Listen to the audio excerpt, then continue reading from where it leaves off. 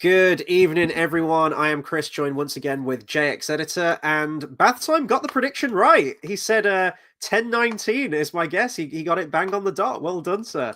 Not Coming at you bad. live from a very, very hot, muggy, humid night here in the UK. I have closed my windows. I have turned my fan off because you would hear it on the microphone. I hope you people at home appreciate the sacrifices that I make, because I don't know if I'm going to make it through the stream. Not just the fact that it's really hot, also the fact that we're talking about this movie, Superman 3. Deluxe edition, apparently. It's one disc. Isn't that just a marvelous sight when you open a DVD case and you're greeted with that? Why do we have these? Why do they put these in here and there's no like pamphlet, there's no like leaflet, there's no like nice Because little that's how the factory makes the case. it's not good enough. You should the craftsmanship on Superman the movie and Superman 2 special editions, nice cardboard slipcover, multiple discs, loads of bonus features, and I think now they're at the tail end of them with Superman 3 and Superman 4. They realize like what is the point of doing this. Superman 3, this was a first time watch for me today.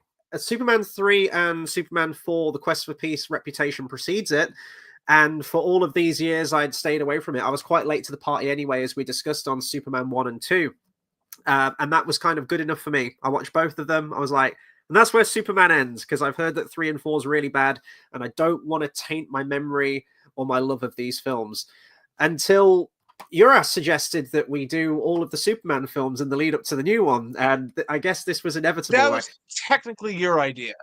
That specifically was your idea. It was my idea that you watch those movies. Yeah. I really wanted you to do that. You really wanted my reaction to this movie specifically. And I'm actually not sure. Maybe Superman 4 as well, but I think specifically this one, right? Superman 4, I want to discuss with you academically in from like a filmmaking perspective. This, I wanted your reaction. Well, you're gonna get it. So I watched this morning. Thank God for that. So 1983, we're 3 years after Superman 2 here, directed by Richard Lester, who took up the mantle midway through the production of Superman 2. And we get Superman 3, which wasn't as much of a critical or financial success as the previous two. This was done on a budget of about just shy of 40 million, and it made about 80. So the diminishing returns now at this point of the Superman franchise. It'd be interesting to see what Superman 4 made. With the budget of Superman 4 is less than half of that. Yes, so I did it make a profit? It must have, because they cut so many corners with Superman 4. I have to guess that made some kind of a profit, which is kind of the opposite way that movies are going nowadays. Nowadays, a film is made for like 400 mil. Then you have to account for marketing on top of it. So films now have to make like, which is another 800 mil. Yeah, to like 800 to $1 billion to even break even or to make any shred of a profit, which is insane. I think you've doubled some numbers here. Yeah. So Superman 3, I went into this movie with a heavy heart. You watched this yesterday and you were like, dude, like my roommate and my family are watching this with me and they fucking hate me right now and they really hate this movie. Why am I doing this to them? So not only was I already filled with a sense of dread going into this movie, but you didn't help matters yesterday, thinking like, oh Christ, like how bad is this film going to be? And I've seen reviews on this film before, so I feel like I was sort of mentally prepared for a lot of the stuff that I was about to see, but it was nice to see it in the full context of things. Were you? And you know what? This film wasn't as bad as I thought it was going to be. Now, is this as good as the first two? Absolutely fucking not. There's a lot of bad... It's making you say nice things about the second one. Yeah, you know what? I feel if I'd have watched this film when I was much younger, I have a feeling that this may have been like one of my favorites in the franchise. I think it's really, really accessible for like a younger age. Even with the robot trauma? I know a lot of people are really creeped out by that. I think it's the fact that Vera's like screaming for help as this like machinery augments onto her body. It doesn't help that that's what's going on. Yeah, I mean the what she becomes is terrifying too. But Yeah, yeah, no, that's also her performance there aids to that, lends to it, yeah. the that feeling of powerlessness that Mm. turns good men cruel, Cruel. Well, that's the trailer line. Got to get those. Got to get those dramatic pauses unnatural. in there. Yes. But I think with the fact that it's definitely going for a more comedic tone, that's Richard Lester's thing. We saw shreds of that in Superman 2, and now we're getting a full movie. This is all Lester, especially the intro. What did you think of that opening? I hated it. I absolutely hated it. It ain't right. It ain't right. It needs to open in space. And the TV cut, the extended TV cut, there is one for Superman 3, does have a Yes, space opening. I'm not yes. aware of what the extended scenes are. It's probably just more Richard Pryor improv, just letting him do his thing, I would imagine. I don't know. I could be wrong. But I would be interested to see all the TV cuts for the first 3 Superman films. I don't think they bothered with one for Superman 4. I think what you see is what you get with Superman 4. I think everyone was That just mentally checked out at that point, I think. Yeah, no, that's everything that was ready is pretty much in that movie.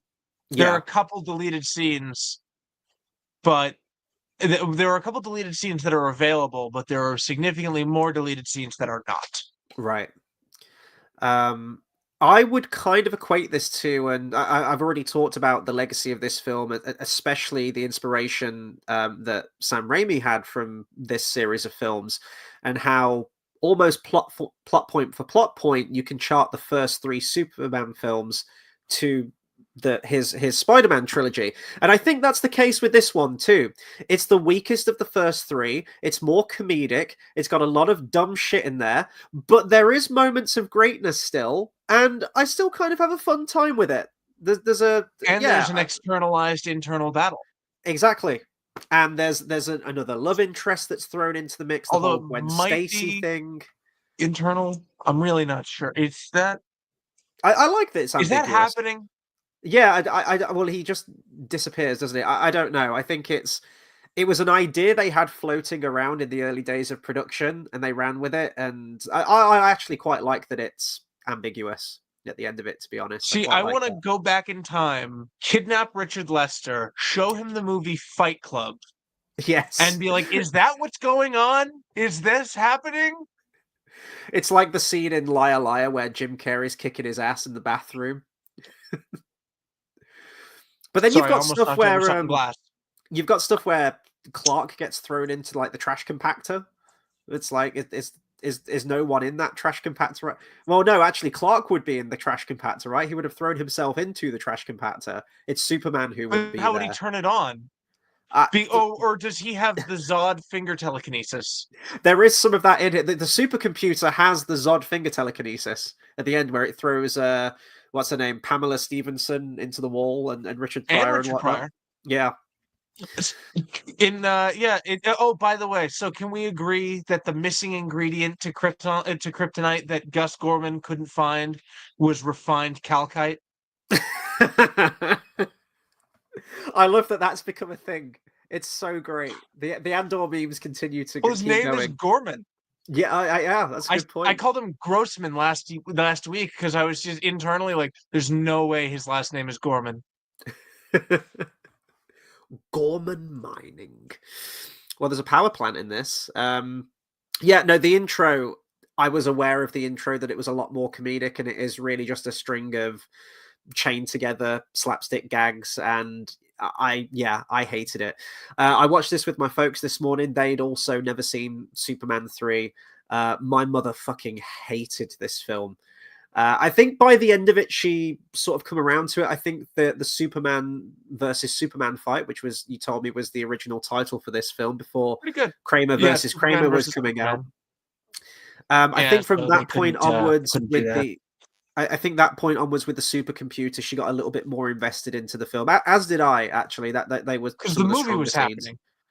Yes, but the intro, we were just watching it, going, what is happening? Why is all of this? And not even just that, but the text is really faded and hard to It's at an read. angle. Yeah, like an awful angle. It's very Yeah, very I don't. perplexing, but this is Lester just doing his thing. It's a shame because there's truly some really genuinely good Superman moments in this, like Superman flying around. This is probably the best that Christopher Reeve looks in the role, I think, as the character. He looks a little bit more built.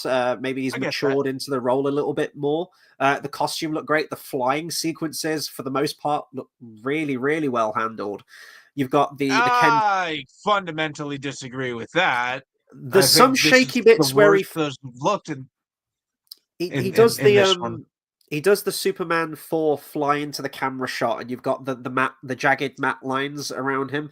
There's a few moments of that, but I don't know, like the bit where he's like flying side by side. You know that already. Yeah, but it's just I know that shot is rinsed so much in Superman 4. I'm prepared for that. That might be the only shot of him flying in that movie, for all I know. It's not. It's close. But no, I was really impressed with a lot of the effects work in this one, and Christopher Reeve still charming as all hell once again as Superman. And I think you alluded to this maybe when we did our Superman the movie review a couple of weeks ago. You said that there's sort of another side to him in this one. We had the Clark personality and Superman persona, but you alluded to a third one in this one, if you want to elaborate on that a little bit more. So Clark Kent at the Daily Planet is as much an act as the heroic Superman. Smallville, the guy from Smallville, that's the real Clark Kent. And we got a glimpse of it in Superman the movie through the kid who now no longer exists, and we just have a picture of young Christopher Reeve. I was going to bring that up. Yeah, that feels like a bit of a slight neither actor from the first movie. Both characters are there. Yeah, but neither actor is in the picture of them from that time. Mm. Who's the guy who plays like the alcoholic at the reunion? Because he looks like the guy from Ghostbusters. You know, the guy who's like, shut this off, shut this all off. He might be the guy. He might be the guy from Ghostbusters. That man has no dick. Yeah, that's it. Oh, dickless here. Yeah, I'm thinking about the way he said Clark, and I'm thinking about these men caused an explosion. It's Brad, isn't it? Brad. Let me see. No, it's. I got to stay lined up, or the bit doesn't work. No, it's not him. Okay, it's not him. Oh. He was in Never Say Never Again. He was in Death Wish 2. Wow. Yeah, that's bad. It looks like him. It really does. What was I going to say? Yeah, the whole reunion stuff. I actually really liked that we go back to Smallville with this, and I was aware of the Margot Kidder thing. There was a lot of bad blood between the Salkinds, the producers of the film, and specifically Gene Hackman and Margot Kidder. They will deny this till the bitter end. I think even on the DVD commentary, they were like, "Oh well, Gene Hackman's not denying anything right now." Yeah, and neither is Margot Kidder. But they swore blind that there wasn't any bad blood there, and that the reasons that they weren't in the film is because, they didn't want Gene Hackman to be do with the characters. Yeah, they didn't want to have Lex Luthor always be the bad guy. I think Gene Hackman related it to sort of like a horror film, just most of the time. Yes, well, 3 of the 4 movies he comes back, doesn't he? And you know what, with Margot Kidder, it is a bit of a shame, but I did see some of the reasoning from the producers, and it probably is because she was quite openly, she openly expressed her disdain for the fact that Richard Donner was kicked off the project midway through, which is probably instrumental as to why she was a very, very bit part in this film. But I can kind of see it story-wise a little bit. I like that we go back to the grassroots of Superman back in Smallville. I liked the whole reunion set piece of everything. And it was nice to get I was going to say Lois Lane. It's Lana Lang. It's another 2L name, isn't it? I always get mixed up. I quite like that stuff. Now, I absolutely love Clark and Lois together. It's some of the strongest stuff, like their chemistry. And it's a shame we don't really get much of that in this film, but it does shake it up a little bit. Like, what else could you do with that relationship other than just kind of keep it at a level? You know, because we reset the status quo at the end of Superman 2 with the kiss or with the turning back time, depending on Either which foot way, you go for. Either way, yeah, they're just sort of back to square one. So it'd just be a repeat of Superman 1 again, I would expect at that point in terms of the relationship. yeah. Speaking of calling back to Superman 1 and 2 and his relationship with Lois, did you notice that when the kryptonite starts affecting him, the first thing that happens is just a compartmentalized version of what happens in Superman 2 in like 10 minutes? 5, 2? Oh, you're talking about when Zod and his cronies show up to Earth and... No, I'm talking about Oh. when he's like, I'm gonna put the moves on Lana Lang, and meanwhile somebody isn't getting saved. Yes, yeah, yeah. I It's actually literally that is Superman 2 right there. I really like the way that Reeve plays that as well. Like that scene, it's really uncomfortable, and Lana's the way Four. she, yeah, the way that she plays it There's as four well, performances here. where She she's is uncomfortable, and it's good. yeah, she's like inching away from him on the couch, and she's like, you You sure you?" reminded me of that guy from the bowling alley. She's like, "Are you sure you don't have anyone to save?" And it gets really intense, like the way that Reeve plays it. The way that he plays Coverage. the two sides, like the dichotomy of Superman, like an evil Superman. But even then, when he's evil, that shady stuff aside with Lana Lang, because he is very, very seedy, like especially with like Pamela Stevenson's character as well on the Statue of Liberty and whatnot. I like that he's I just don't kind of save people no more. he's just like a petty dick. Like I compared him to Bully Maguire. He'll just put out the Olympic torch because why not? he'll he'll He straighten the straightens out the leading. Tower of Pisa. Okay, here's the thing. So Hey, I'm an Italian stereotype in that was front of a green Leicester. screen. That yeah. Oh god, such an obvious green screen as well. That was Leicester written all over it, right? And I watched that and I thought, oh, this is like a little bit silly. But it does have kind of a wonderful payoff. And the jury's still out as to whether I like that leaning Tower of Pisa stuff. It is a little bit silly. It's very stereotypical. But it was the 80s. Then, We were allowed to be stereotypical in 83. and then at the end, he puts it back, and they've already re-merchandised to account for the new tower, and they're like, "Are you fucking kidding me? Dude, We're gonna be more stereotypical." that's the penultimate shot of the movie. That's the shot right before it cuts to space where he smiles at the camera. I swear that's stock footage. I think they've reused that shot, I think the it's same from exact Superman shot. 1 and 2. Yeah, yeah. I don't think it's in 4, but maybe it should be. Bath Time says, I finally put my finger on what JX reminds me of tonight. It's like if Weird Al Yankovic was in The Matrix. Strong luck. Well, he's checking you out behind, so, you know, you're doing something right tonight. And Bath Time says, Superman 3 has some interesting concepts, mainly like the cliched Jungian idea of incorporating the shadow, but it's so poorly executed. It's a film that genuinely should be remade. Yeah, I like a lot of the concepts in there. I really do. And I think there's still some strong performances in there. There's a very charming, kitschy quality to a lot of these earlier Superman films, which I just is right up my alley. Like I just love the feel of these films, even when they get silly. It reminds me of a more charming, you know, whimsical time in Superman's life before it gets all drab and dreary and introspective and boring and morose.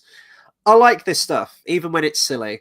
But Superman is not really top billed in this, I don't think. This is a star who was on the rise, you know, massive, huge comedian, star breaking into the film role, expressed his love of the Superman films and how he was really interested to see Superman 2. And the Soulkinds get him on the phone for I think it was like a $5 million salary or something like that. $5 million check.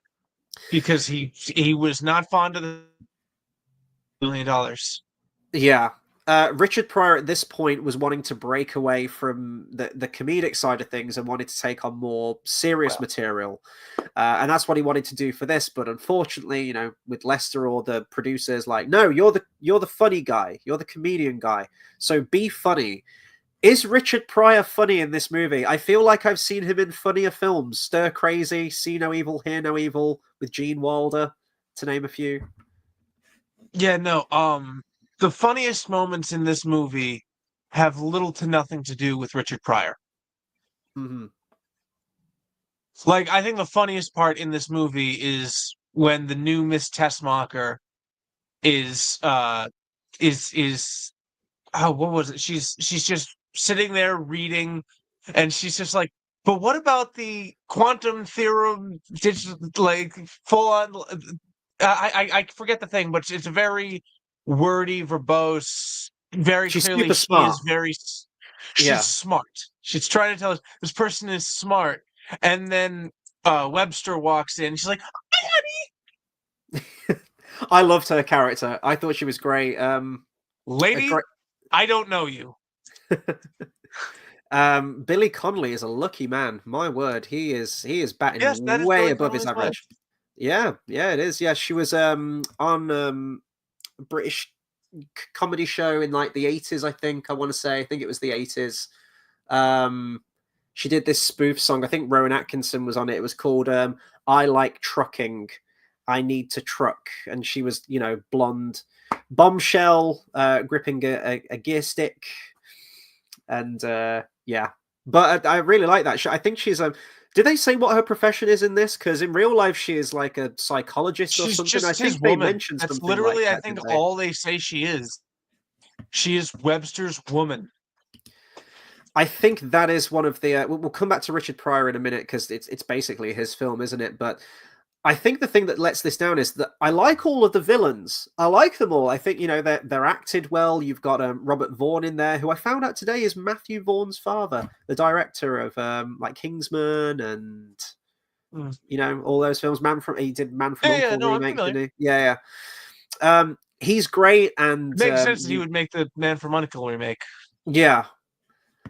You've got what's her name? Vera. I'm trying to find the actress who plays Vera on here. Annie Ross, and obviously we just said Pamela Stevens as Lorelai as well. I like the three of them together. They're a fun group of villains. However, it really just feels like we're doing Lex Luthor, Otis, and Miss Tessmacher again. And you know what? You could just switch Which Robert one's Vaughn out. Otis?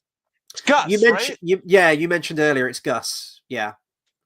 So we just have like an additional like female villain into the mix. I guess she's like the Ursa of the group if you want to, because she provided the voice for her, so she dubbed over the voice. We've got another Ursa in the mix.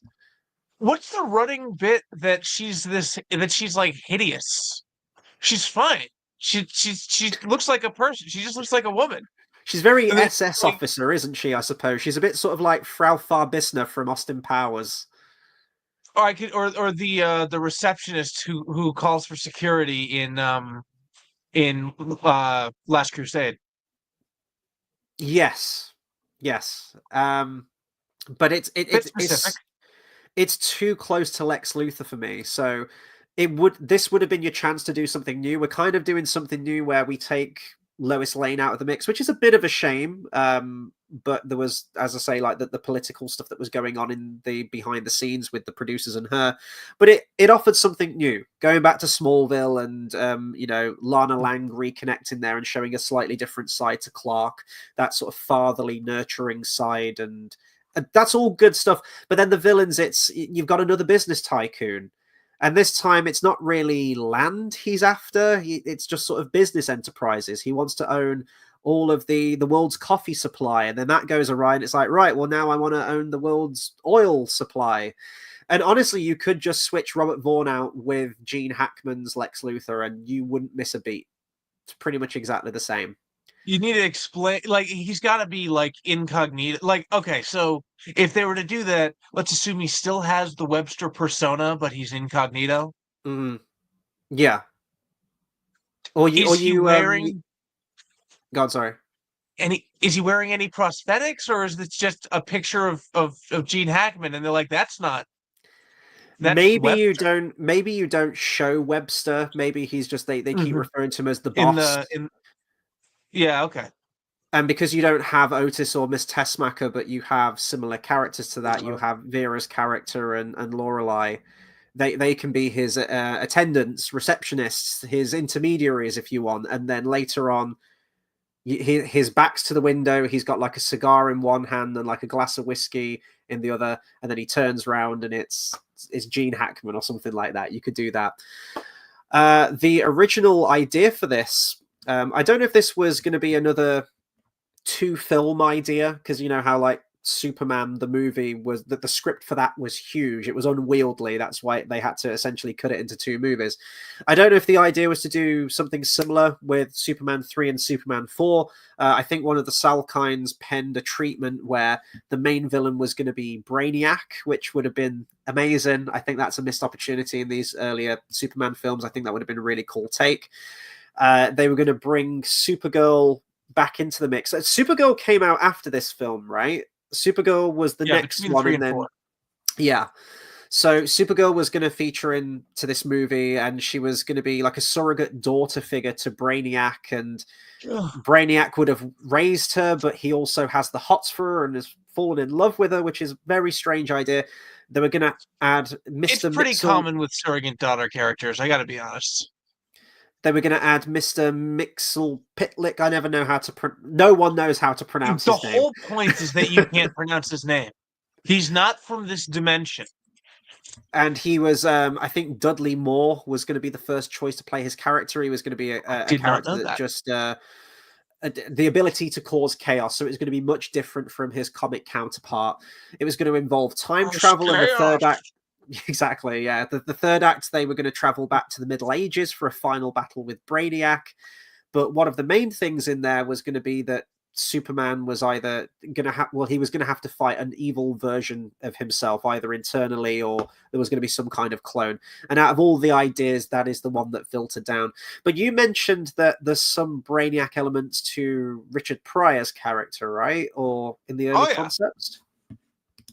So so you got early, but there was a time when Gus Grossman was going to be revealed to be Brainiac, to my understanding, and that's why he's just unnatural. Like, he's not just good at computers in a way that we understand. He makes computers do things that computers cannot do. Like, not just things that we know computers cannot do, like turn an ordinary weather satellite into a weather manipulation device, just as an example. But specifically, in the scene where he does it, they say, you can't do this with a computer. You can't log 2 coordinates on an axis on a computer at the same time. And then he does, and they're like, how'd you do that? He's just, I don't know. I just did it. Yeah, I never thought about it like that. I know you mentioned there's a character called Computo, didn't you? Which I was like, nah, you're making that shit up. Come on, you can't just stick O at the end of a word and say, oh, it's a DC character now. But dude, Silver Age of comic books was a dark time. Like a lot of the time, Superman is just like, I'm gonna just kill these people for fun. I'm gonna fuck with Lois Lane. He's weird. He's got these powers that don't make any sense. Silver Age. There are some... You mentioned the weather manipulation thing, and maybe this is in the TV cut. I don't expect it would be. I think it's probably just going to be a lot of extraneous material, not really like heavy effects shots or anything like that. That would have been a great set piece. I want to see Superman. What? Sorry. Do you think we could do it? No, I don't think it's there yet. Not to match it up in terms of like visual quality, at least, anyway. But no, but do you think we could assemble a full scene? I'm not sure. Probably not. Not to make it match up. Like that's key for me. It's got to match up with the look of this film. We watched the Donner cut. It does not need to match up. No, you could just hire a different actress for Margot Kidder's character, typing at a typewriter at the end, right there in camera shot. Like, why? Yeah, in Superman 3, speaking of, oh, go on. Superman 3 does. Yeah, Superman stops a fucking tornado. I'm like, that's amazing. And we see like a couple of seconds from it. It's a story that's recounted in hindsight by Richard Pryor's character in one of his most like obnoxious scenes in the whole film. He gets the Didn't you watch tablecloth. the TV just now? Right after you turned it off, this great thing happened off screen. Right when you turned off the TV, that's when it started. And he's like, That's the duh, scene. and he lands, duh, duh, duh, duh, and he's all this time he's using his Where X-ray did you vision. get the By the idea way, for that music? Where did you get the idea for that music, Richard? Gus? Speaking, actually, similar question, similar fucking question. Later, at the very end of the movie, his last scene, where he's talking about how what a great friend he is with Superman, and then he does this. Did he think he was wearing a Superman shirt? yeah. You came prepared for the review. I appreciate that. you were Like, more when he prepared ripped than open Gus his was. Yeah, I was more prepared than fucking Gus was. But also, on top of that, does he know he's Clark Kent? I was going to say that Because the only implies that. people who knows that Superman does that know he's Clark Kent. Mhm. Gonna button this back up. Yeah, you slut. Give the people what they want. I am. Bath time, talking about Pamela Stevenson's character.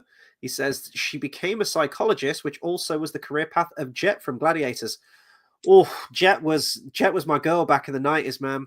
That you had the Pink Ranger from Power Rangers and Jet from Gladiators. That was a fun Saturday evening. Tuning into the TV, watch me some Gladiators. It was a good time.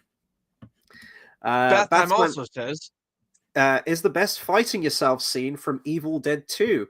When you think about a superhero fighting himself in 1983, it's very out there. That is a very good scene. That's a good choice, actually. it loses some points for literally like having Bruce Campbell's back to the camera and showing us the body double's face for like a good portion of it. Mm-hmm. Bath Time says she gotta dock also it some points. hosted a barn dance at Tamworth Aerodrome. That is very, very close to home, actually. Good old Tamworth. So, damn, I missed a trick on that one. Let's talk. So we've talked about Richard Pryor's character. I guess the character comes out. He saves Superman at the end, so I guess they're best of friends now, and all is forgiven. No hard feelings. He's going to walk that 10 miles. He gets away with everything he does, mostly because Superman doesn't know that he did it. Superman came in, saw him being a nice guy, and just assumed, oh, he's not with them. And he's still a bum at the end of it as well. Like, Superman gets him a job. He puts in a good word. And is like, still a bum. Give this man a job. And he's like, yeah, no, I'm going to walk the 9 to 10 miles to the bus station. 10 miles. Yeah. That's it. That's his character arc. No, there's no real change in him, I suppose, by the end of this. I guess he's just... Because he never hated Superman, did he? He was always like a bit of a fanboy of Superman from the beginning. So it's not like he hated him and by the end of it, he appreciates him. He just sort of stays at a level. He doesn't even, like, they kind of hint why he would turn good, but he doesn't do it for that reason. He just wants to save Superman and I guess not go down in history as the man who killed Superman. But, like, you get a scene where he's in, like, this coffee house, and these people are talking about... Or not a coffee house. He's in a gas station that's also probably selling coffee because they got the what's it called?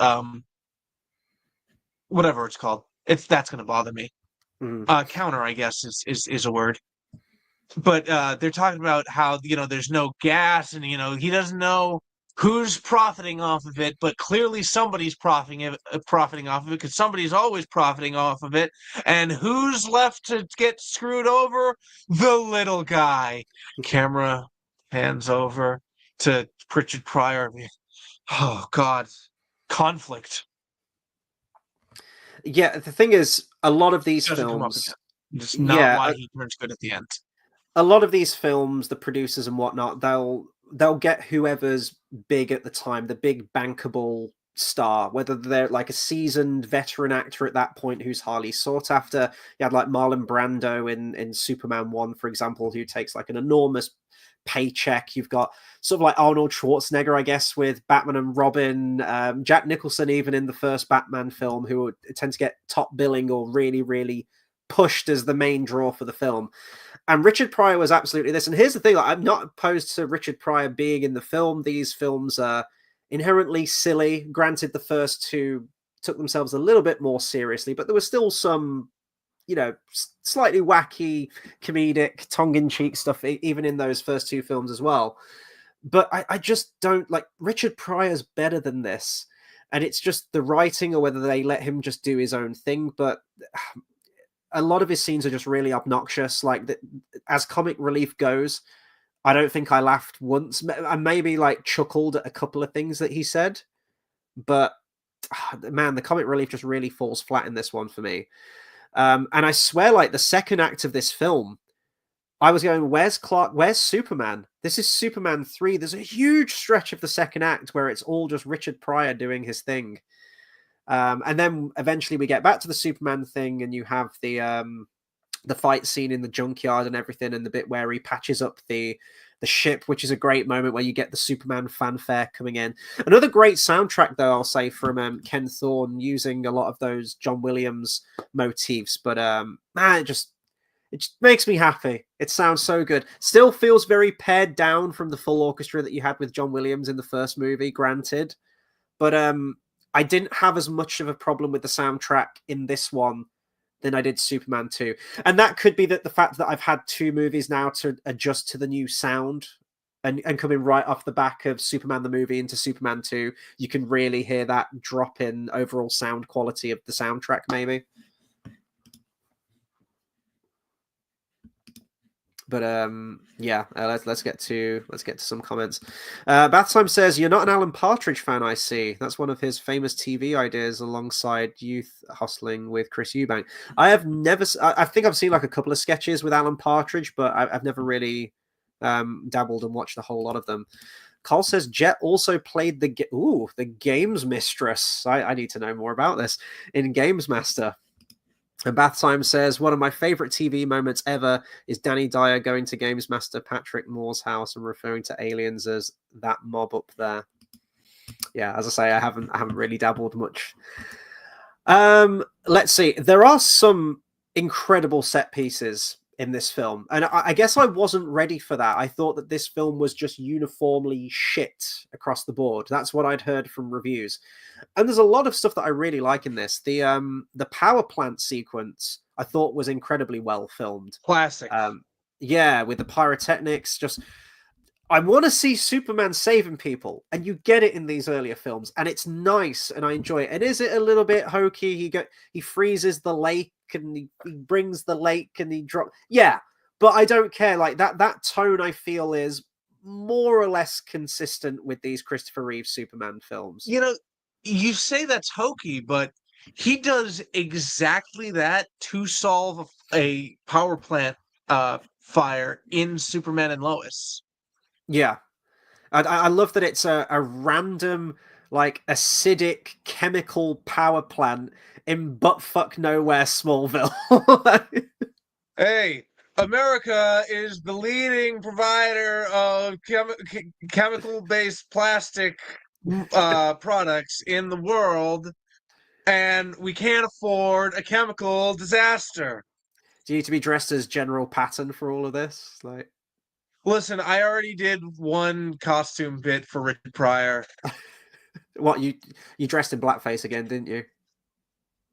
No. And that was cocoa butter based exfoliation cream. No, the power plant stuff's great.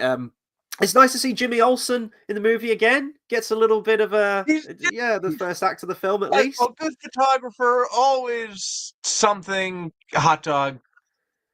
It's just, yeah, like the whole set, the pyrotechnics. It was, you could really see the money behind this one. It was just really great to see. I love the bit where Superman flies up and he like rips that like chimney, that metal tubing, like an ingenious way to Creates get a everyone slide for down. everyone. And yeah, I loved all of that stuff. And then he goes in, and you've got the one scientist. He's like, the chemicals in here, if they become unstable, if they're exposed to heat, that will create a gas cloud that could level all of Smallville. I'm like, I like this hokey, campy kind of stuff. Yeah, it reminds me of like 60s Which Batman turns or out to something. be really important. Oh yeah, no, that gets a payoff later. That essentially stops the evil. There's a lot of Supercomputer. acid in this movie, actually. Have you ever watched this movie whilst dropping acid? Not personally, no. I wonder if you have like a really bad trip, would you end up in like some kind of duality? Like, would you fight yourself? Is what I'm saying, like in a similar like Superman versus Superman way. Oh my god, I would love to think that that's why there's so much acid in this movie that they dropped acid and then literally fought themselves. Yeah. And then, threw tires at themselves somehow, trapping themselves in some sort of, like some sort of obtrusive, strange, I don't know. Put the fucking picture up. Oh, something vaguely Comnet, indicative of a comnet. Christ. Okay, yeah. There we go. We're gonna make it a thing, damn it! Like we're leading the charge on this. The comnet needs to be a thing. By God, we're gonna try. I trust Carl, Bath Time, SeaWorld, and all our other regulars are doing their part. Well, there's a styrofoam ball net in this. It starts off as a digital cage around Superman, and then in the next shot, he's what do they call it? Is it zorbing? You know those people that are in like the giant inflatable things, and they run down a hill in those like giant see-through hamster balls. Yeah. And they're like, we'll see how long he can last without any air. Guy flies in space. I feel like all of the problems of this film could have instantly been solved with a few throws of the cellophane S. It unfortunately doesn't come back in this movie. I'm going to go out on a limb and say I'm assuming that this isn't in Superman 4 either. Is it a one-time deal in Superman 2? So the cellophane throwing your logo does not come back. However, there is a one-off power from the Lester cut that does come back. Oh, that'll be the multiple man thing. Is No. that one? No. Oh. No. Oh. That would have that one doesn't not make sense. I got to be honest. That one's fine. Mm-hmm. Like it makes perfect sense because he's in the Fortress of Solitude, which we know can create holograms of people. Bathson raises a great point here, and it's been a long time since I've seen Fight Club. I think I went into that movie because there was so much hype around that film. It's difficult, cult classic, and I watched it. And I was like, maybe I need to watch it again. But he says, I always wondered that about Fight Club. Were Meatloaf and the lads just wanting Edward Norton? Oh, I'm guessing watching Edward Norton just rolling about on acid, pretending to fight himself. Yeah, I was confused about that too when I watched the film. Edward Norton. So, okay, how do I put this? So as I'm just gonna go ahead and assume we've all seen Fight Club. Brad Pitt, we know he isn't real. Neither is Helena Bonham Carter, and thus, as a result, neither is anyone else in the Fight Club. The whole Fight Club is in his head. Oh, I don't know, because don't we sort of like bomb off and see the rest of the Fight Club? Yeah. Don't we see their story? Would he have done that? How would he have actually done that, though? I don't know. If it's just like, oh, it's all in his head. I'm like, it's all in his head. I'm like, well, what a pointless story then. His name is Robert Paulson. His name is Robert Paulson. This is Shutter Island all over again. Yes. I actually didn't mind Shutter Island. I think I quite like the twist in that one. Anyway, bringing it back to Superman 3. I don't have a problem with that being what Fight Club's about. It's just it's just, to my understanding, what Fight Club's about. Mm-hmm. The Lana Lang stuff. I was pretty much messaging you the majority of the way through my watching of this film this morning, and I know you were. It's my day off work today, and I know I appreciate that you're like driving around and stuff, and I'm just like, yeah, Superman 3. You're like, what scene are you at? I got to drop off the kid, so I got time to reply.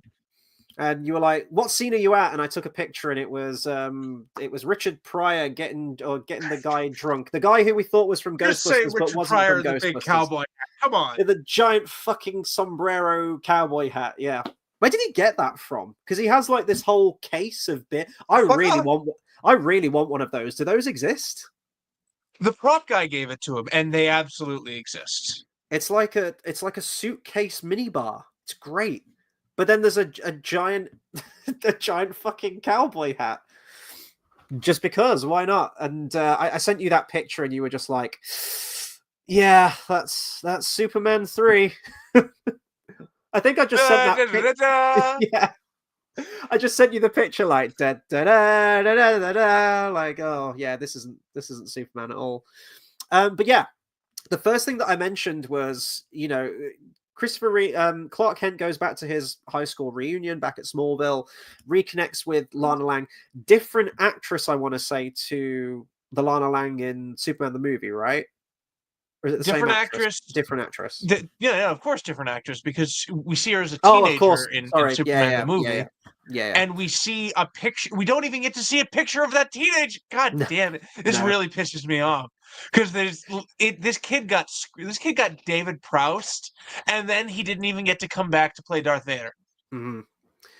And the first time I was watching this, I think I messaged you saying, "Wow, Clark is just desecrating the memory of Lois Lane right now. Like he has moved on to pastures greener. Like he doesn't care. He's trying it on with Lana Lang." And there is a little element. Platonic. Yes, you mentioned that, and at that point, I wasn't getting that. But once I'd seen the whole movie, I was like, "Yes, no, it's completely platonic." I think he is trying his luck a little bit at the beginning.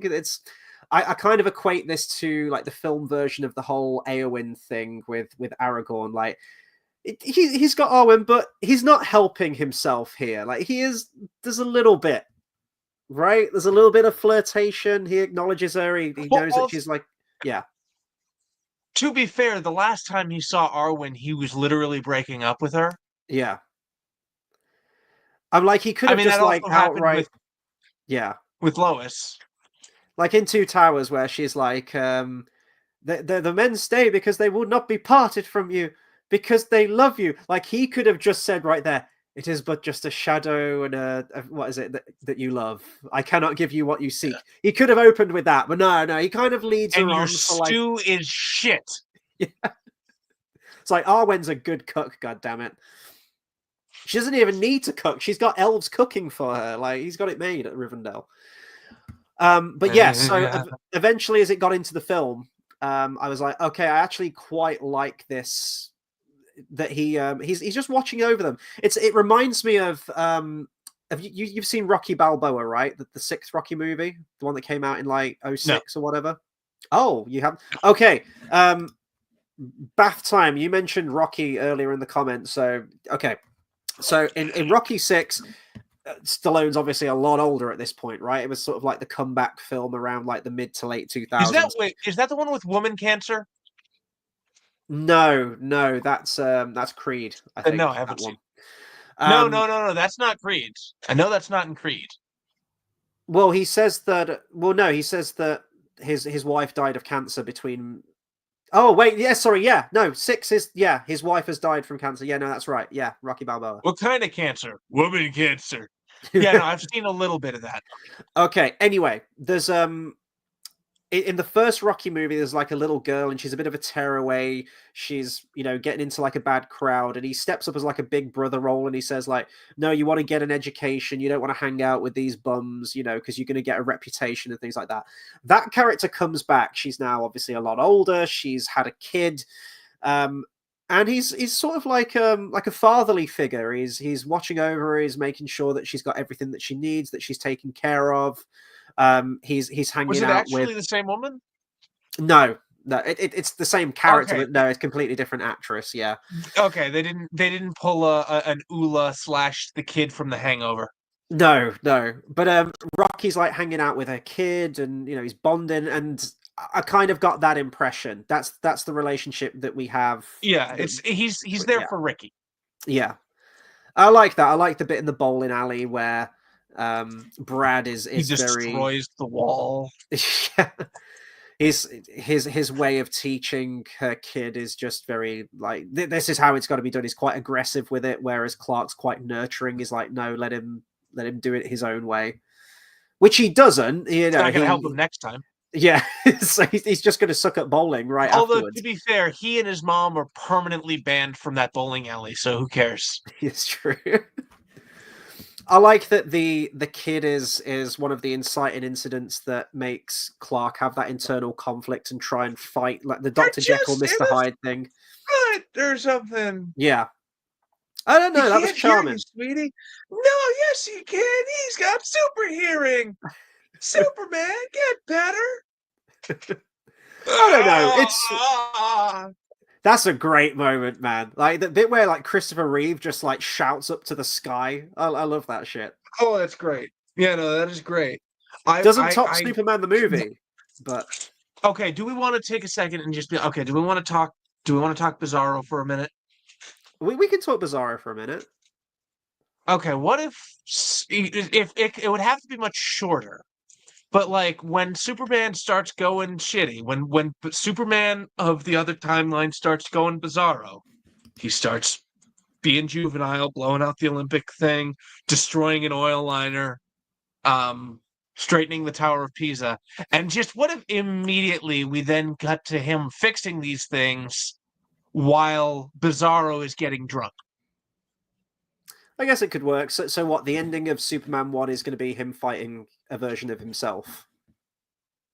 So this would have to be like an interquel between 2 and 3, which would we are be called venoming, or not 2 and 3, between 1 and 2 would now be 3, and then this would be Superman 2, but the 2 would be backwards. We're venoming Bizarro. I feel Bizarro just shows up for like the last 10 minutes of the movie. I really got to figure out how the hell I'm going to get. I think something can be done with it. Definitely, if you're looking for an editing project. Yeah, but the thing is, your focus is on just let's get my son the astronaut involved, and then everything else is fine. And I'm like, no. There is a fundamental problem, and it's that the meteor lands right next to Peter Parker, and he doesn't fucking notice. Yeah, spider senses were a little bit preoccupied at that moment, I think, with Kirsten Dunst in the spiderweb. But oh yeah, you sound like Liv Tyler in The Incredible Hulk. Yes. Let's talk the whole evil Superman thing there. So we've already talked about it. I quite like that he's quite petty in all the stuff that he does. Yes. It's nothing too like. He's not destroying the world or anything like that. He's not straight up murdering people, although he does ground an oil liner. Like, that probably would have sank at some point, I would imagine. Yeah, but he does that for Tang. Yeah. So it's acceptable that he does that. But then everything else is just kind of petty. I think it's in keeping with the tone. I remember seeing Spider-Man 3 with a vague idea of what happens in the comics where Peter Parker goes evil and you've got the black suit Superman. And even back in 2007 when I saw that, I thought, him dancing down the street, now dig on this. It's a bit too silly. I would have liked to have seen a more grittier edge to him. Like, let's see that dark side. Because it does deal with darker moments. If you look at the first Spider-Man film where he confronts the guy who, well, the original guy who we thought shot Uncle Ben, and he falls out the window and he just kind of stands there. Like, that's some good stuff. I wanted to see more of that. I guess I wanted to see him try and murder someone. But I get him dancing down. What you're saying is the scene in Spider-Man 3 where he's showing the pictures to J. Jonah Jameson of Spider-Man being a shitty person, a shitty hero. Mm-hmm. Is the equivalent of Richard Pryor explaining what happened in Colombia. Exactly. Let's see that. Okay. I want to see that. Like, whereas this one, I feel like Have you seen that clip? I have, yeah. I'll chase you to the end of the earth! Whereas I feel like evil Superman in this is much more in keeping with the tone of everything else. We did joke earlier on the phone where you've got Superman versus Superman, and the fight's resolved with him going, "Have to save Martha. Why did you say that name? It's our mother's name." It's like, oh yeah, Martha's dead at this point though, long dead. She's gone. She does get mentioned. Wait. Did they say that in this one? I think they say that in the next one. No, Lana says, "I haven't seen you back this way since your mother died." Yeah, since the funeral. Yeah. Okay. Because I know in the next one, somebody talks to him about possibly selling the farm since his mom died. Right. I loved all of the evil Superman stuff in this. I thought the fight scene was great. You were talking about some of the effects, and it really does hold up well. There's some times where it would be a body double, but you never really it sells you on that moment. It never shows you that it's the body double, unlike Evil Dead 2. Yeah. Sorry. No, it really sells it. There's moments where they do have Christopher Reeve in profile in the same shot, which helps sell that whole illusion of everything. Yeah, and it's quite a drawn out fight scene, but I thought it was really creative. I thought it was a great place to have a fight scene. There's lots of props around and different creative things that you can do, and I think they took advantage out of all of them, to be honest.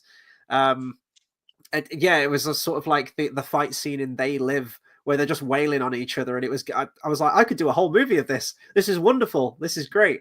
And it is a really triumphant moment where he fights him back, and you get the main Superman theme kick in. And one of my favorite bits is where he flies to the ship and he like bends the steel back, and you've got the Superman thing. I love that shit. It was so good. I was like, I want the whole movie to be this. Like, there's some good stuff in there. And I wasn't Tower of Pisa.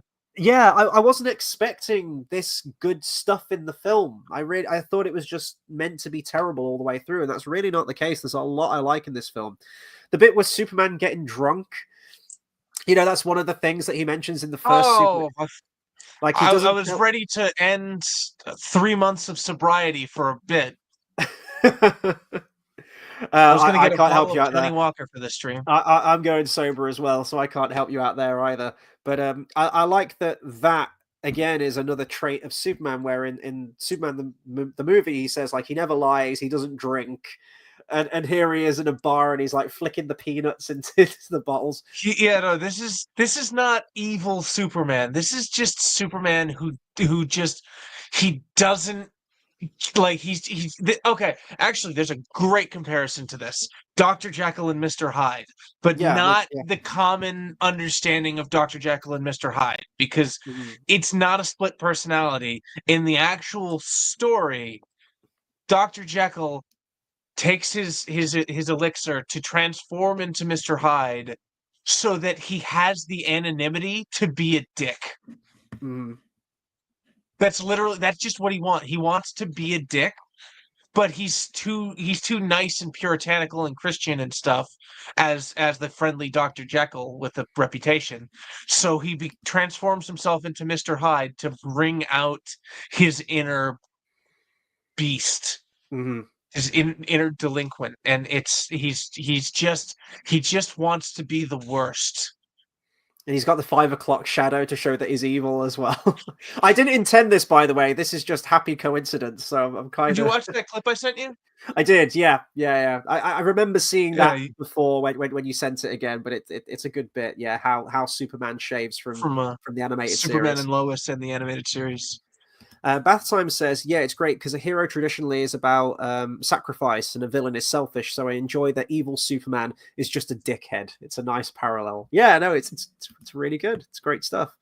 Carl, I'm just going to go back to voice in the back of his head who wants to make fun of everyone he's saving. Yes. It's me, myself, and Irene. If you've seen that movie. Oh, okay. Carl says, this is an earlier comment. He says, when I was a kid, I honestly believed those balloon chair helicopters they used to descend the canyon were real. There's something in one of the Bond films. I want to say it's The World Is Not Enough. Pierce Brosnan. There's a moment where there's like these inflatable. I think they're like. I think that's the one. It's like something that you drive on the ice, isn't it? But then they have like balloons or helicopter propellers or something like that. I'm not sure. No, it's not a jet You ski. couldn't pay me anything in the world to get on one of those off the edge of that canyon. Fuck that. And I like that the mule that Richard Pryor's on, it's almost like it goes to walk off the edge of the cliff, and he's like, no, no, no, horsey, no, no, no, this way, this way.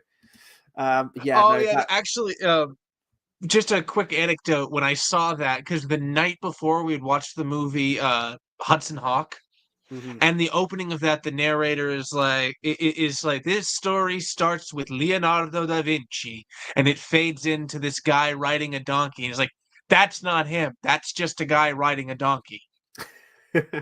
And so when that happened, I'm just like, it's a guy riding a donkey. Was the canyon where they filmed this, was that the same location as Superman the movie? Well, I mean, it was just desert. It's meant to be the Grand Canyon. Yeah, yeah. Actually, no, it probably is Probably visually the same different. place where they filmed it if it was cheap enough. Yeah. Carl says, "Did you not find the evil Superman kind of came out of nowhere, or the turn is too quick?" Interesting point. I think it's The turn isn't too quick, in my opinion. What was too quick for me was initially I thought they obtained kryptonite, so they set it up before where this satellite can do anything. The satellite that can literally augment the weather. No. They haven't done they haven't made a thing that can do anything yet. They just have something that can do anything. Yeah, so they have a satellite that can literally augment the weather to whatever the desired effect is. And then right after that, he's like, we need to get some kryptonite. So I thought they were going to manually send the satellite to the remnants of where Krypton was in order to harvest kryptonite and bring it back to Earth. And then in the next scene, they just have... scans it. Yeah. So the laser bit, that must have been traveling fucking fast, because we know how long it took Superman as an infant in the baby crib only to get to Earth. So fast. Yeah. But in the next scene, they have some synthesized calcite kryptonite. And initially... No, it's tar this time. It's tar first. For some reason, it behaves exactly like red kryptonite. I did question it, so I don't know anything else about all the other kinds of kryptonite in the comic books. I'm not that well versed in Superman lore, unfortunately, but I did see, like, he grabs it, and there's not a moment where he's, like, freaking out or he becomes suddenly weaker like he does in Superman the movie, so I thought, what's the deal with this? And I was ready to message you saying, they fucking broken continuity, he's not reacting to the kryptonite, what the fuck, why is he resistant to kryptonite now? And I'm like, oh no, because it's synthesized, it's not quite there, it has a slightly different effect on him. Is it a little bit quick? I guess. The secret ingredient from KFC isn't. They didn't have the secret ingredient, and they didn't get the chicken right, and he didn't die. Yeah. Oh no, we've got Richard Pryor talking about chicken. Oh no, oh no. Question. Yeah. Quick question. I know we're dialing back to much earlier in the movie, but I had to ask. How many R's in rapists who rape robbers? Pop quiz question. Go on. You got like 5 seconds, everyone at home. Best guess. I remember you mentioning there was a comment about that, and that line came up. I was like, I think that's the one that you've referred to, you've alluded to. Oh, please don't send me to jail, Mr. Webster. They got rapists and robbers and rapists who rape robbers. Wait. Robbers, rapists. Oh yeah, no. Sorry, I only counted the first. I only counted one R in the first robbers. Yeah, no, 5. So to Carl's point, was it too quick? I suppose it is convenient that this synthesized kryptonite just makes him evil, but I really like that segment of the film. So maybe it is a little bit quick, but I don't know. I like that segment, and that was one of the earliest concepts that was floating around when they were coming up with ideas for this film. When a coincidence is convenient for the villain, that's just called strife. Can we talk about the random video game segment that they sank a shit ton of money into in this film? Let's talk about the random video game segment. Why does he get points when he misses? It's such a random segment, because I know it's all about technology and this supercomputer and whatnot. There's a moment where I was watching is he called Chris Harper. He does he does retrospectives on films. He did a Superman retrospective. No, Oliver Harper. Sorry, Oliver Harper. And he says that the missiles look, because it's a miniature, it looks very Thunderbirds, where you have like that rocket emerging out of the cave, and you got like the little gun turrets. The scale's not quite there. So I'd watched that before I watched the movie, and when it got to that scene, I was like, yeah, it kind of does. But yeah, then you get this random bizarre. So I think they compiled about a minute's worth of footage of the video game stuff, but only like 29 seconds gets used in the final film. And it's not like this guy is like a video game designer or anything like that. It's just, it feels like a very random plot cul-de-sac that they sank a shit ton of money into when you really didn't need to do that. You could have just had a like a Millennium Falcon cross-grid gun chair turret or anything. You didn't need to go that extra mile. Is it a fun little segment? I guess. I think it's more fun for me that they reached out to Atari and said, right, we are going to give you all the funds that you need, and we want you to make a video game of the future. And I have to keep reminding myself that, like, this is 83, and they did just that. Like, this is like some of the later side scrollers that you'd get in like the early 90s and stuff. So they achieved it, and it looks pretty good. It looks fun. It's a shame because I think there was meant to be a video game tie-in with this, and that would have been a great game. That I thought it was like a product placement thing for a video game that came out around this time, and it really isn't that. It doesn't make sense with how you get points. Yeah, it's just very, very strange. How would you do that? It was $120,000 to produce this thing. It's mad. How would you do that now? How do you think? Well, the computer's up and running at this point, isn't it? So I'd either just have the supercomputer do it manually, as like an AI thing, just launching these missiles. Like, how would you design the video game? No. We're stuck with this bad idea. It would be we're gonna add a replacement to the screen. It'd be like a virtual reality thing. It's a little bit old hat now, I suppose. It's not really a video game of the future, but it looks futuristic when you do it. So he'd be in some kind of like augmented reality thing. Okay, but so is he like shooting is he like taking his fingers and shooting Superman? Yeah, he'd have some kind of like power glove thing. Oh my god, that's awesome. And I bet it would be pretty cool to see Gene Hackman doing that with Nuclear Man. Nuclear Man. I was going to bring this up. I'm glad you mentioned it now. We are going to have a very, very different pronunciation of that character. No, he's saying it wrong. He is saying the word nuclear wrong. But that's how he's saying it. That's what it is in the movie. I thought that was an American thing. Nuclear. It's just being said wrong. It's just there are letters that are being added and taken away. Like the place where books are kept, we call it a library, and you guys call it like a library or something. Library. Again, yeah. That's just how it's spelled. Yeah, I know, but but yeah, nuclear and nuclear. I can't even say that. Nuclear. Wait, that's what it. Nuclear. Nuclear. That's how he says it. That's the wrong way to say it. Oh, this is like fucking Marlon Brando. The planet Krypton. It's like, fuck you. You're going full Godfather with it. He didn't even touch Godfather. It's the only Brando impression I can do. He even has the Godfather. He has the Godfather voice in Apocalypse Now as well. He's like, you're an errand boy sent by grocery clerks to collect the bill. You got me there. I need to put cotton wool in my cheeks like a hamster, and then try my shot at it. Let's see. Oh God, Bathtime says, ask him to say a premiere in Leicester Square. Do it. Say it. All right. I know that you pronounced that Leicester Square, but I'm going to assume that I was not supposed to hear that before you said that. So Would you have said it I that way? probably would say Premiere in Leicester, Leicester. No, Leicester. I would have, because It's that goddamn I probably Worcestershire would have sauce, said right? Chester a couple times, but I would have circled back to Chester because I know of places where the C is pronounced like a CH Mm. and square is square. I It's that think we say square the same way. it's that goddamn Worcestershire sauce, right? Yeah, Worcestershire. there we go.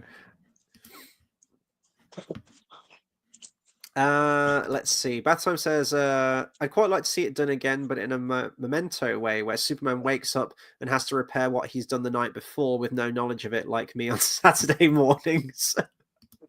That would be fun. Here's the thing. In this, I don't think he doesn't know what happened. I think he knows what happened. I think he's trying to save face when he says, "Lady, I don't know you. That wasn't me.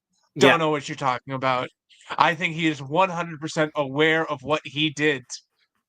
So when he laid pipe a little bit too well, and then it's the awkward No, she's one night. alive, so he did fine.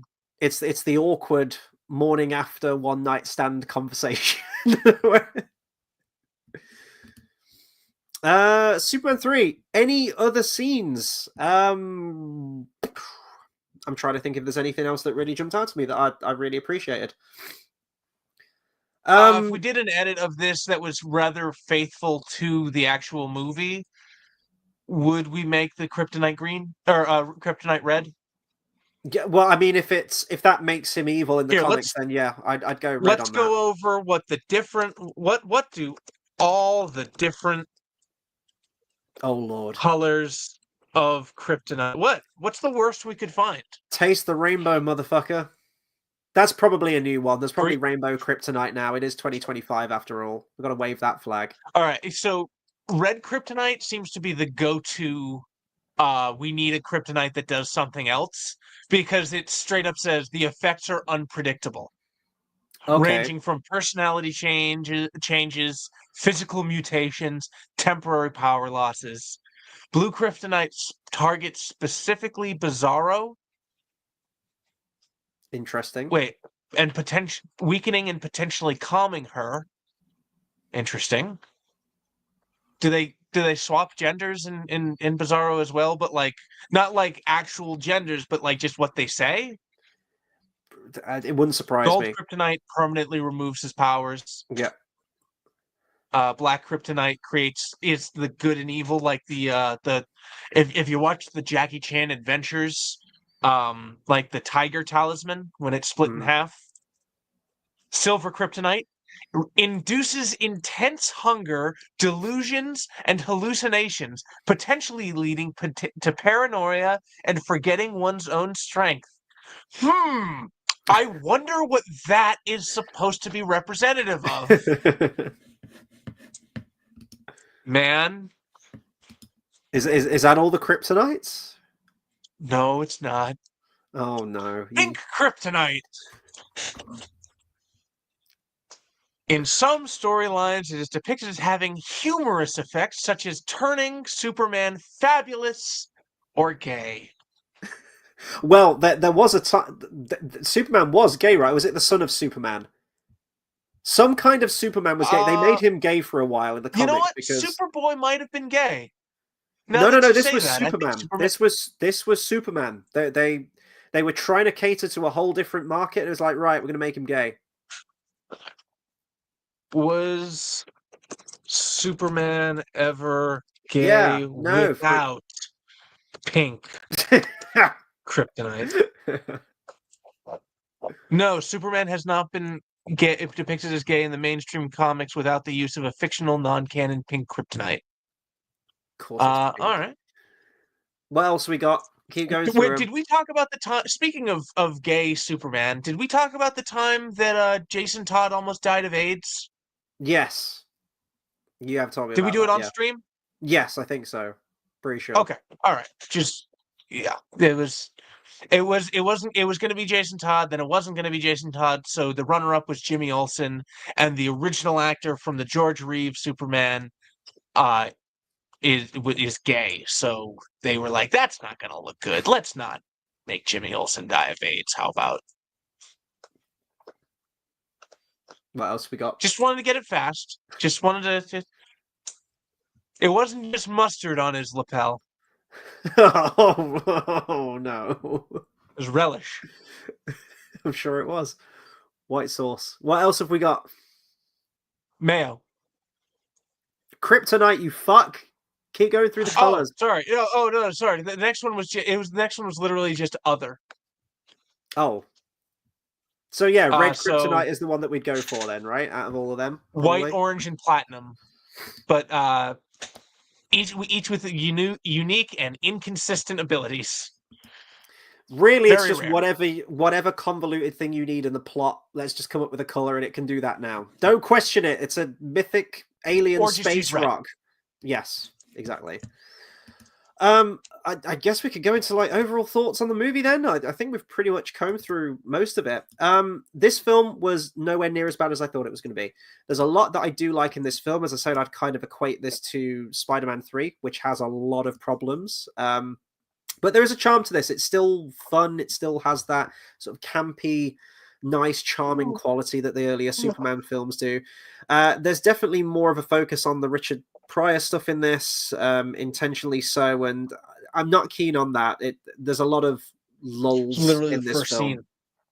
But there is some strong stuff. I like the Lana Lang stuff. I thought that was a nice change of pace. It's a bit of a shame that we don't get much Lois Lane in the movie, but it stopped it getting too samey. It was a nice sort of like shake up with all of that stuff. And I like the stuff thematically they do with the character and seeing that more nurturing, fatherly quality to Superman. That was a nice touch. I liked the good and evil split of Superman. I thought that was an interesting take, and I thought it was filmed and shot very, very fucking well, actually. It's a very entertaining fight scene, and Reeve plays it fantastically well, just seeing even more layers to the Clark Kent and Superman character. Just when you thought you'd seen it all, they change it up. So I like all of that. The weak aspects, as I said, of Richard Pryor are just the villains, really. They're not played awfully. Like, the actors are really good. Pamela Stevenson is really, really entertaining and fun as this sort of Harley Quinn-like character, the blonde bimbo who's actually really smart. They're all fun, but it's just, that's the stuff that feels very tried and tested. It's just another Lex Luthor, Otis, and Miss Tessmacher clone, and yeah, the whole villain angle isn't particularly compelling for me. In the last one. Oh, sorry? Which ironically didn't do too well in Superman 2. Yes, yeah. I mean, Otis and Miss Tessmacher are out of the movie very, very early on. But no, I think this is still entertaining. There are some good heroic Superman moments that made me smile. I always love seeing Christopher Reeve in space at the end, flying and just smiling to the audience and the camera. It's such a nice touch. It's definitely a lot sillier, and I can only imagine it's going to get even sillier in Superman 4. But you know what? I'm glad I watched this movie. Sillier. I'd give this yeah. There's a one-off power that gets reused. And I'm like, you brought that back? You brought that back for that? I can't think of any other ones that I haven't mentioned already. So yeah, no, that's going to be fun. I'd probably give this movie Superman 3. I'd give it like it would never occur to you that they would bring this back. You're like, what? No. I'd give Superman 3 like a 6 out of 10 if I was going to give it a number. It's like bang average for me. It's the weakest of the three by a country mile.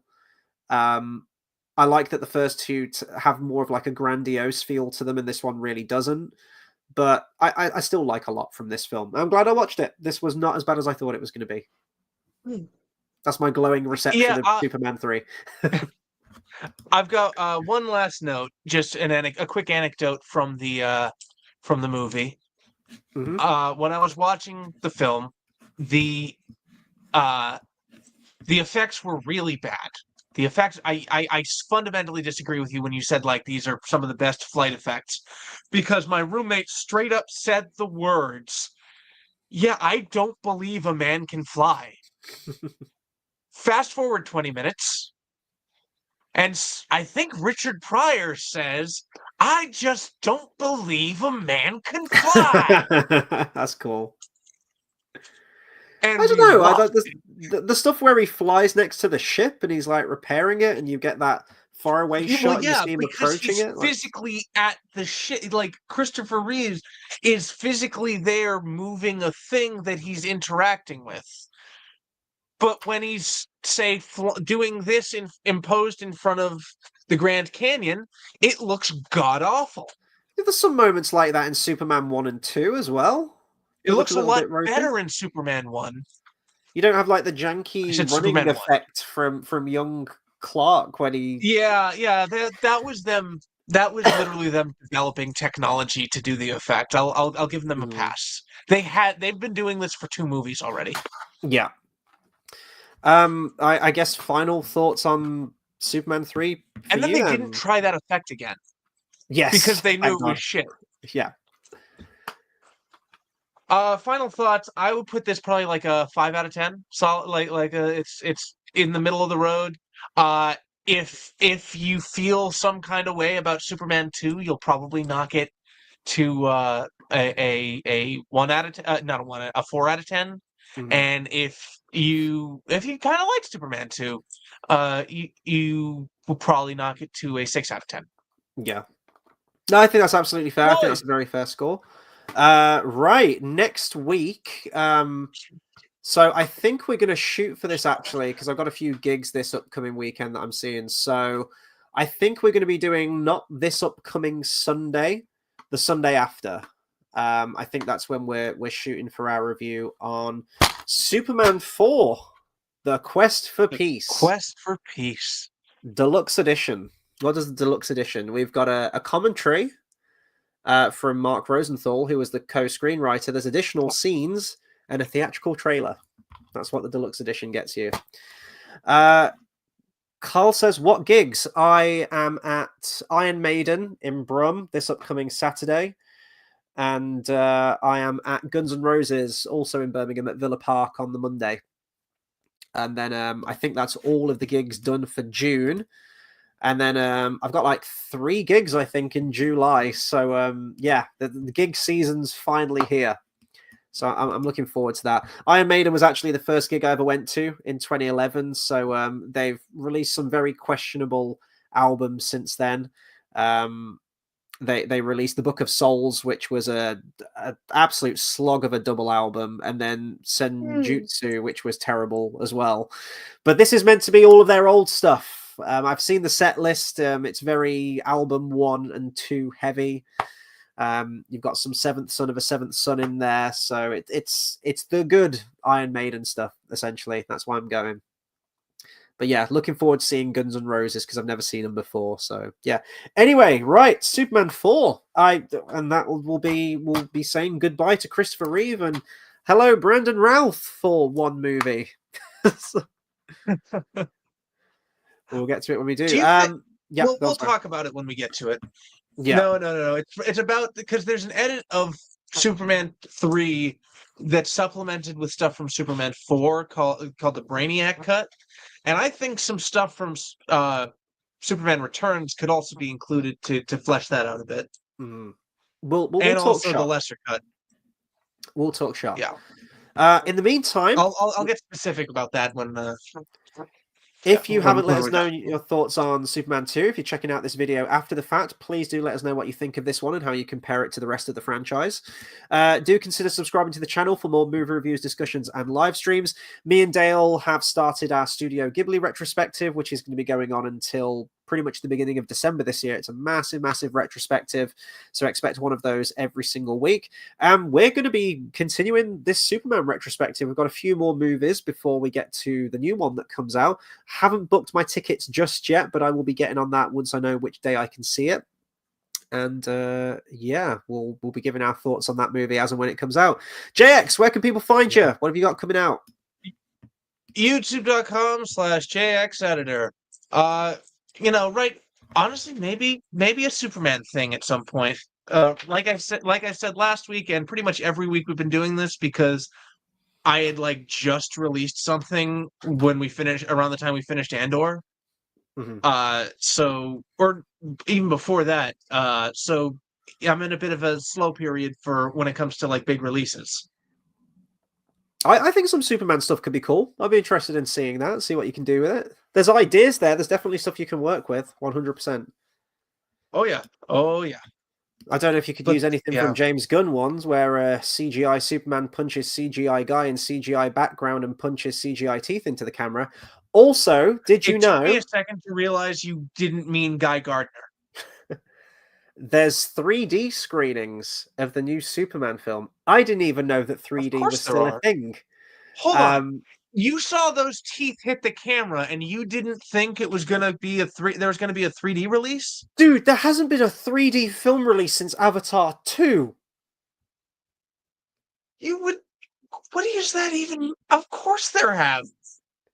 I haven't seen them. They don't do it at my cinema. So, like, back when Avatar 1 came out, there was the whole, like, 3D craze again, where everything was getting converted into 3D.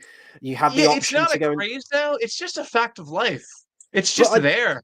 Some. legitimately, no, I haven't seen a 3D film advertised at Wow. my Yeah. cinema since, like, Avatar 2.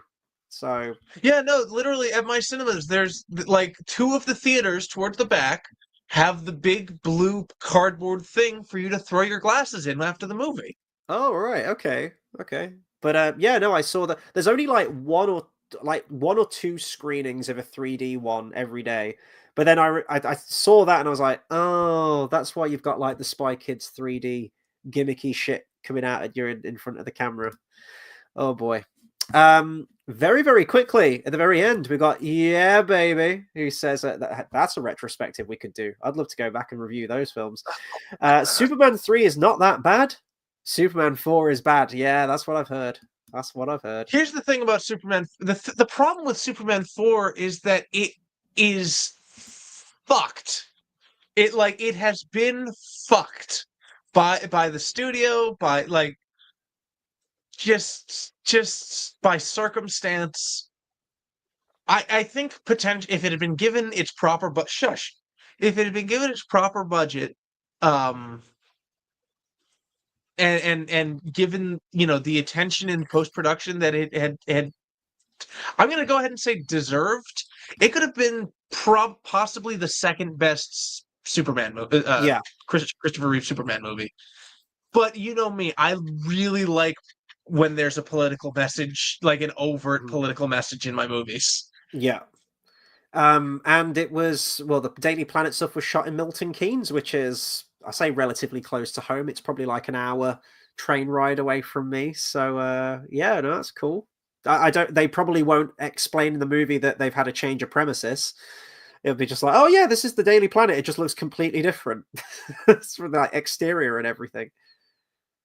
Oh, I think it's been bought by a rival paper company. Oh, I think that's okay. the explanation. And the new love interest, because for some reason, Superman needs a love interest in every single one of these movies, even though they explored the love story as far as they literally can in Superman 2. Every subsequent movie has has at least a mini love romance arc. She's got to find out that he's Superman again. We need to do that again. You have no idea. Oh boy. Superman 4, Quest for Peace. That will be coming out a week on Sunday. God help us all. Until then, thank you to everyone who's tuned in tonight and kept the conversation going. We really appreciate the viewership and the comments all the way throughout. We will see you guys on the next video. Take care, everyone.